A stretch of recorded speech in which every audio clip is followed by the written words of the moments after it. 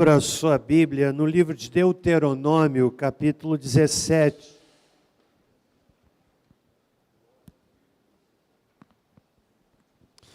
Deuteronômio, capítulo 17, vamos ler dos versículos 14 ao número 20, numa breve reflexão e ato contínuo nós teremos a nossa assembleia. Peço desde já a bondade da irmã secretária para as devidas anotações.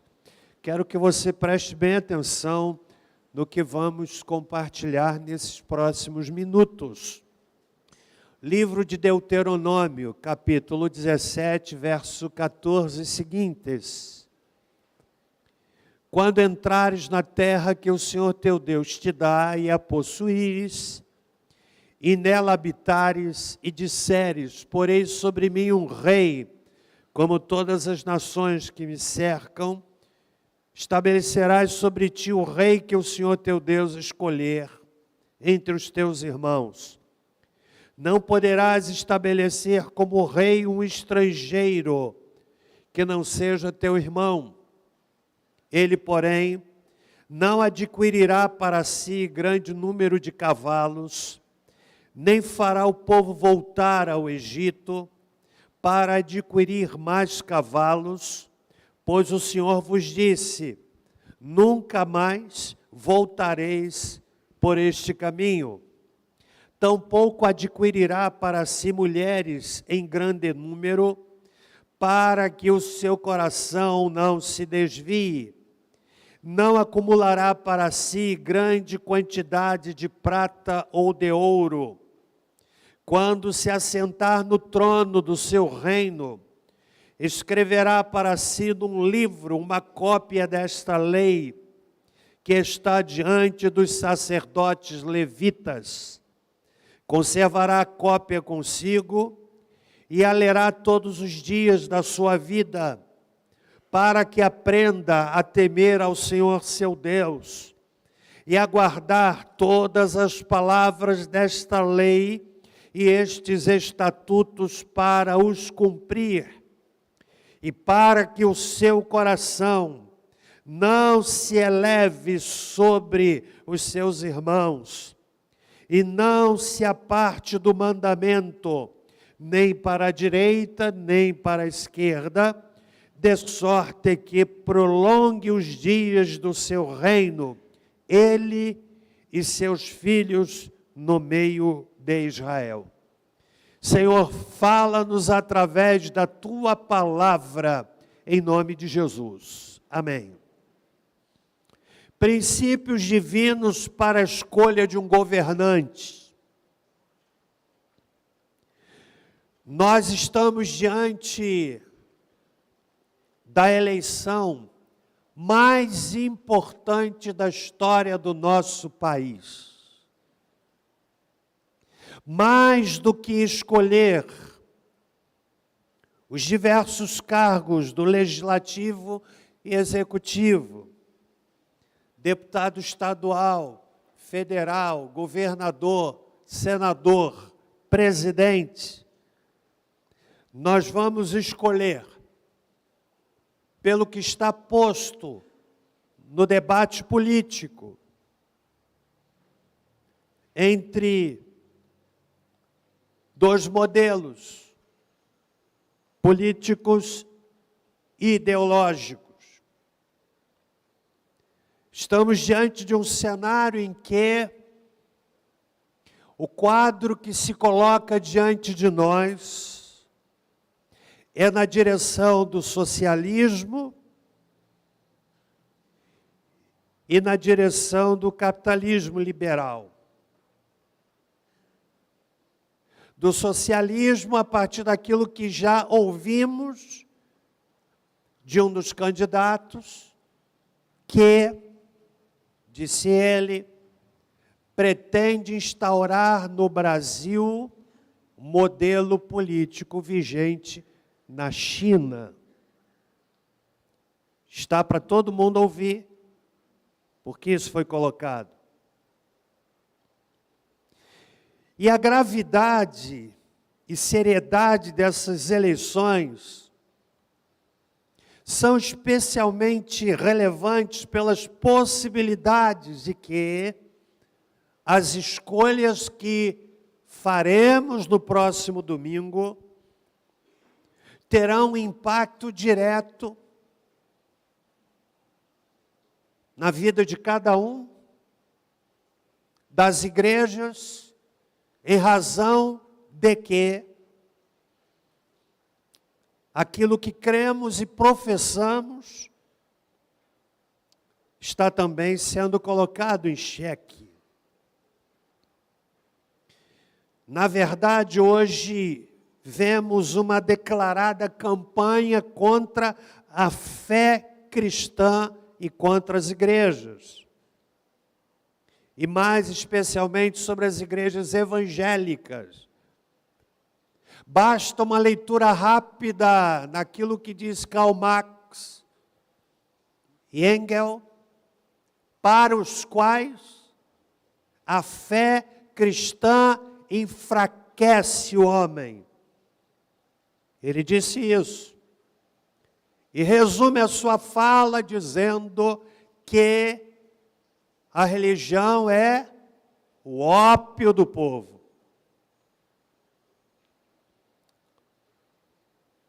A Bíblia tem sido ridicularizada e há uma pressão que não se iniciou hoje. Eu disse aqui algumas semanas atrás que o que vemos hoje no mundo, e especialmente no nosso país, é aquilo que foi semeado por um filósofo italiano chamado Antonio Gramsci. E disse ele que a revolução não seria mais pelas armas, pela baioneta, mas pelas universidades, pelas escolas e pelos meios de comunicação. Quero, ainda nesta breve introdução, dizer que igreja não tem candidato. Você tem, mas a igreja não. A igreja é plural. É provável que nesta congregação tenhamos pessoas de percepções ideológicas variadas. Por isso o pastor não pode, enquanto pastor da igreja, assumir o púlpito e dizer vote neste ou naquele. Posso até fazer como cidadão, tenho direito de fazer isso, mas não como quem tem a representatividade de um CNPJ. Pastor representa a igreja, e a igreja é plural. E nessa manhã, nesses 13 minutos e 30 segundos, eu quero extrair do texto alguns princípios, respeitando, obviamente, a sua capacidade de escolha. Esse texto, irmãos, faz parte do Pentateuco, 5 livros de leis. E é extraordinário percebermos que ainda não havia monarquia. Ela foi instituída séculos depois. Mas Deus, na sua soberania, na sua onisciência, já orientava, mesmo antes de haver uma monarquia que se iniciou com o primeiro rei de Israel, que foi? Saul, séculos depois. E aqui ele já dá a orientação de como deveria ser a escolha de um governante. Isso é fascinante. Israel era um estado, nesse momento, teocrático. Deus era o rei. Era uma teocracia extraordinária, que se estende até o tempo dos juízes. E depois disto, começa uma monarquia, não mais uma teocracia, um governo de Deus, mas uma monarquia, o governo de alguém que foi colocado para liderar. E no caso, foi Saul que perdeu o trono pela rebeldia. Quero dizer, irmãos, que quando a gente pensa na questão política, há aqueles que se veem que veem política como algo do demônio. A politicagem é do demônio. Mas a política é a arte da gestão da cidade, da polis, que é o termo grego para cidade. E há pelo menos 3 tipos de pessoas em relação à questão política. Ao alienado, ao conscientizado e ao engajado. O alienado é aquele que não quer nem saber, que pergunta assim, quais são os candidatos mesmo? Aliás, eu quero encorajar você a fazer sua cola. Leva lá, presidente, senador, governador, deputado estadual, deputado federal, leve a sua cola. Ao alienado, ao conscientizado e àquele engajado. Por que a votação desse momento é importante? Meus irmãos, porque nós vamos escolher parlamentares que farão leis que regerão a nossa vida. Eu já disse que para os irmãos, eu ouvi de uma deputada federal num evento do qual fazia parte. Ela disse, pastor, o senhor já ouviu falar da família do século 21? Eu disse, nunca ouvi. E ela citou o nome do indivíduo que colocou este projeto de lei, que propõe, sugere a possibilidade de relacionamentos afetivos dentro da família, pai, filha e por aí afora. Eu fiquei assustado quando ouvi isso. Eu falei, é verdade, deputada? Verdade. E ela disse assim, nós, deputados evangélicos, a gente precisa ficar atento o tempo todo, porque muitas vezes os projetos são colocados e votados e não há rejeição e se torna lei. Há uma nítida mobilização de setores da sociedade no sentido da extinção dos valores que moldam a família.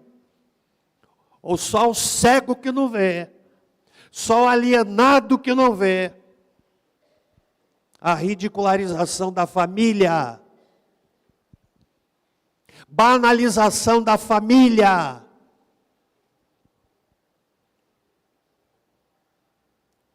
Um absurdo, como vimos há tempos atrás, uma exposição, um camarada nu, e as crianças indo lá para tocar no corpo de um homem nu. Só num país de gente muito perversa. Há também, isso faz o processo eleitoral desse momento gravíssimo, e eu espero que você me entenda nesta manhã, tendo todo cuidado de não entrar no ambiente político partidário. Quero que você entenda que há uma tendência também de propostas que limitam os direitos individuais. absurdo uma mensagem de WhatsApp gerar questão policial. Quando a liberdade de um é cerceada, a liberdade de todos fica ameaçada. Estão me entendendo? Em razão do crescimento evangélico, há propostas sutis de afetação às igrejas, e é o que elas fazem. Mas eu não quero me estender na introdução, porque eu tenho... Quanto que eu disse que eu tenho? 13 minutos. 13 minutos, e como os segundos já foram, então eu fico nos 13 minutos. Eu quero extrair do texto alguns princípios. Lembrem-se, aqui ainda não era monarquia. Estão comigo até aqui? Quais são os princípios? Primeiro, eu vou ter que falar rápido. Devemos buscar pessoas com a direção de Deus. No verso 15, o Senhor Deus diz assim, ó, quando vocês forem estabelecer um rei, vocês devem fazer isso. Escolher o rei que o Senhor teu Deus escolher, ou seja, colocar alguém que Deus escolheu. Este é um critério complexo dentro de uma sociedade que tem uma multiplicidade de expressões de fé, e até mesmo aqueles que não professam qualquer tipo de fé. O que eu vejo nesse princípio é o dever que nós temos, como crentes, de intercedermos a Deus, Senhor soberano, para que Ele coloque à frente desta nação, deste Brasil extraordinário, irmãos. O Brasil é um país fantástico, como dizia o compositor da velha guarda. Moro num país tropical, abençoado por Deus. E bonito por natureza. Não tem aqui tsunami. Unidade linguística, como isso é importante para unir o povo brasileiro, de norte a sul, de leste a oeste, um país com dimensões continentais, mais de 8.000 quilômetros de litoral, de praias maravilhosas. Que estraga o Brasil são os seus políticos, na sua maioria, com raríssimas exceções. Então nós devemos buscar a Deus, buscar a vontade de Deus. Ele está dizendo, escolham, elejam o rei, separem o rei, escolhido pelo Senhor. Eu vejo aqui o princípio da intercessão, que todos nós devemos fazer no pleito de domingo que vem, dia 2 de outubro. Não saia de casa sem orar. Queridos irmãos e irmãs, é algo crucial que estamos para decidir na história da nossa nação. Por isso precisamos pedir a direção de Deus. Comigo até aqui? Amém, gente? Segundo lugar, devemos escolher alguém que tenha claro amor pelos interesses do país. No verso 14, quando diz assim, quando entrares na terra que o Senhor teu Deus te dá, e disseres, porém o rei sobre mim, como as nações que me cercam. No verso 15 diz, não poderás estabelecer como rei um estrangeiro que não seja teu irmão. Você sabe por quê? Porque desta orientação deveria ser um irmão israelita. Na verdade, o que está implícito aqui é a questão do nacionalismo, do amor à nação.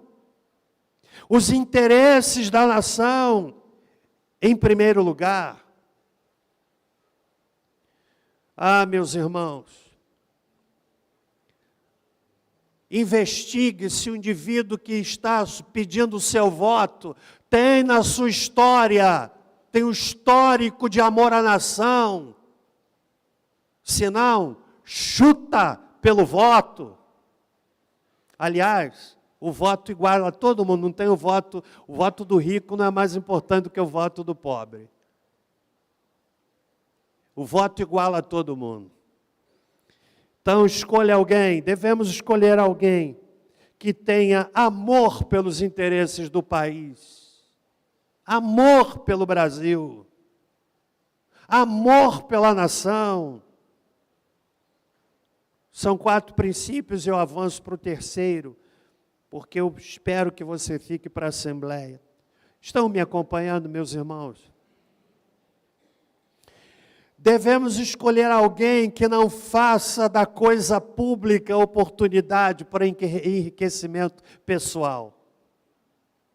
Verso 16, quando fala desse rei, ele, porém, não adquirirá para si grande número de cavalos, nem fará o povo voltar ao Egito para adquirir mais cavalos, pois o Senhor vos disse, nunca mais voltareis por este caminho. O que o Senhor está falando através de Moisés, que esse rei não busque enriquecimento pessoal. Olha a história desses camaradas que estão pedindo o seu voto. As redes sociais permitem que a gente faça uma investigação. Se o camarada enriqueceu, foi corrupto, foi desonesto, se você vota no indivíduo desses, você está dizendo, eu voto em alguém que é igual a mim. É sério assim. Pesado isso. Enriqueceu, entrou pobre e saiu rico. Eu gosto muito da história de um dos maiores brasileiros, Dom Pedro II. Você sabia que Dom Pedro II morreu pobre? As suas últimas palavras foram mais ou menos assim, que Deus abençoe o Brasil. Morreu na França. Foi enxotado do país, um homem poliglota, falava mais de 15 idiomas, que separou-se do seu pai, Dom Pedro I, com 5 anos de idade. Dom Pedro I voltou para Portugal e despediu-se do menino de 5 anos que ficou dormindo para nunca mais vê-lo. Mas Dom Pedro II é o maior exemplo de um brasileiro. Morreu pobre, amando o Brasil. Há uma cultura no nosso país que diz assim, rouba, mas faz. Vocês já ouviram isso? Rouba, mas faz. Eu vou ser grave aqui na minha fala. Se essa cultura direciona o seu voto, sinto dizer, você é igual àquele em quem você vai votar. Pesado essa? Integridade deve ser um critério fundamental, inseparável na escolha de um candidato. 4º lugar e último lugar. Essa era a hora de você fazer assim. Então vamos voltar aqui. Em 4º lugar e último lugar. Depois de uma expressão tão espontânea como essa, devemos escolher alguém que tenha valores semelhantes aos nossos. Verso 18. Quando se assentar no trono do seu reino, escreverá para si um livro, uma cópia desta lei que está diante dos sacerdotes levitas, conservará a cópia consigo e a lerá todos os dias da sua vida, para que aprenda a temer ao Senhor, seu Deus, e guardar todas as palavras desta lei e estes estatutos para os cumprir.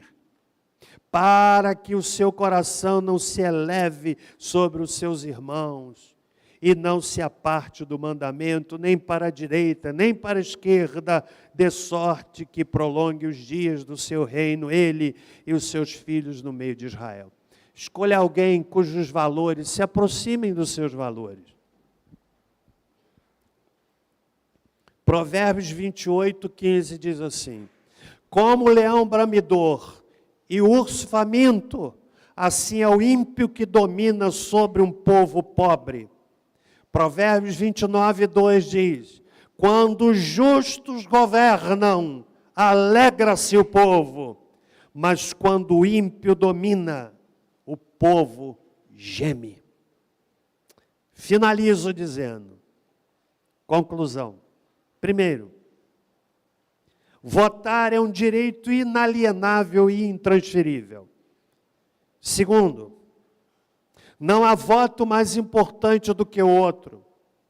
Terceiro, cada um tem o direito de fazer o que bem entender do seu voto.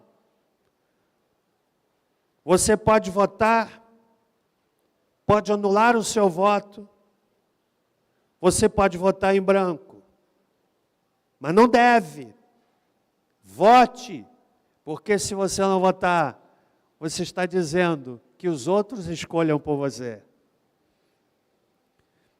Quarto lugar, quem vota participa do processo de escolha e tem a chance de escolher as consequências do seu voto. Se você votou, você tem chance de escolher as consequências. E por fim, quem não vota, ou anula, ou vota em branco, abdica da oportunidade de escolha, mas não das consequências das escolhas feitas pelos outros. Deus tenha misericórdia de nós. Vamos ficar em pé? Nós vamos orar e vamos entrar logo na assembleia. Não vá embora, você vai ser muito abençoado aqui. Quantos entenderam a palavra dessa manhã? Dia 2. Vai às urnas, na eleição mais importante da história do Brasil. Que Deus tenha misericórdia da nossa nação. Senhor nosso Deus, que o Senhor possa nos dirigir nesse processo eleitoral tão polarizado, que tem mesmo feito rachar relacionamentos, dividir muitas vezes até algumas denominações, porque a paixão pela política partidária gera isso. Eu oro para que o Senhor tenha misericórdia do Brasil e que no domingo à noite tenhamos um governante que seja de acordo com a tua vontade. Oramos em nome de Jesus. Amém. Podem assentar. Eu quero nesse momento, irmãos, declarar a nossa igreja instalada. Aliás, espero uma proposta para uma assembleia extraordinária. Eu quero, cuja ordem do dia vai ser parecer da comissão de exame de contas e rol de membros. Somente esses dois assuntos. Alguém propõe